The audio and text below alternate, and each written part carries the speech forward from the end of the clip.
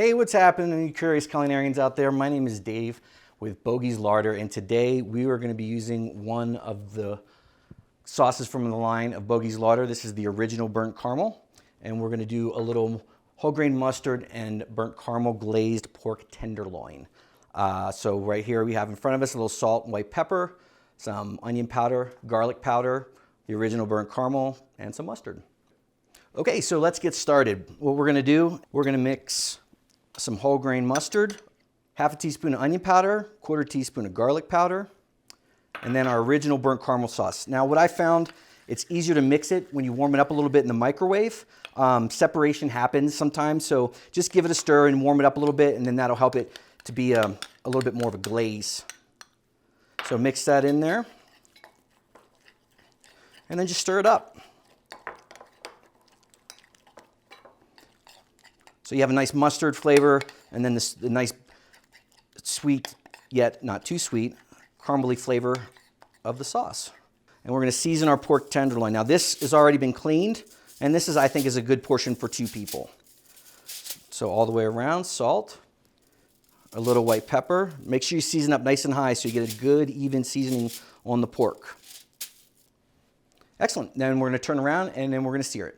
We're going to get this pan nice and hot. Always use a pan that's the appropriate size for however much pork you're using.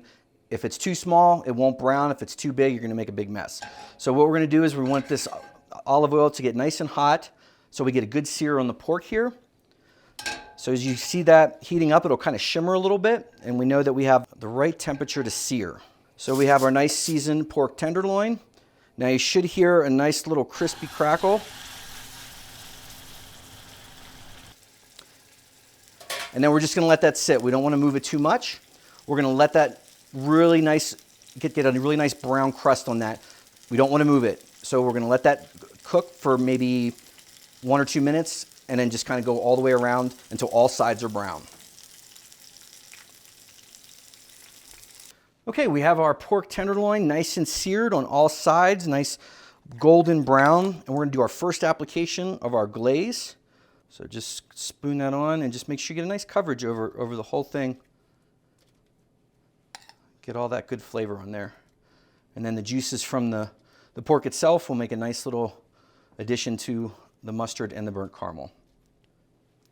Now, just to make life easier, what I like to do, a probe thermometer. It'll help you cook your pork the same way every single time. Easy enough. Just place your skewer right in the center. I like to cook the pork tenderloin to about 125 degrees. When you pull it out of the oven, it's still going to cook. It's going to carry up to about medium. I think that's fine. They like to tell you to cook it to at least 165. I'm not a big fan of that. I like a nice moist pork tenderloin. So we have a probe thermometer in. We have a nice glaze going on the pork. Let's put that in the oven, and we're going to cook that in a 400-degree oven for 4, 5, 6 minutes, depending on how big your pork tenderloin is. So we just pulled our pork tenderloin out of the oven. We reached a nice 125 degrees.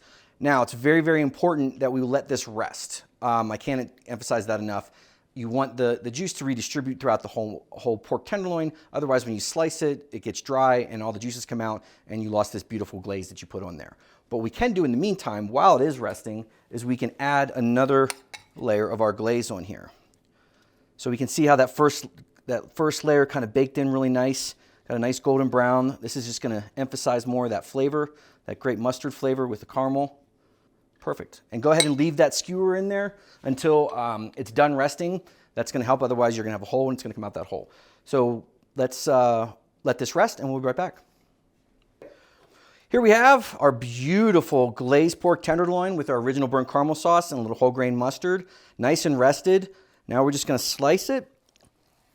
Nice little rounds here.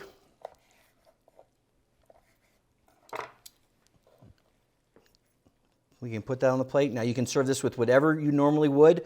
Mashed potatoes, you can do it over greens. Anything with a little bit of texture to it, it's going to be wonderful. Nice and juicy. Beautiful glaze on it. Enjoy that.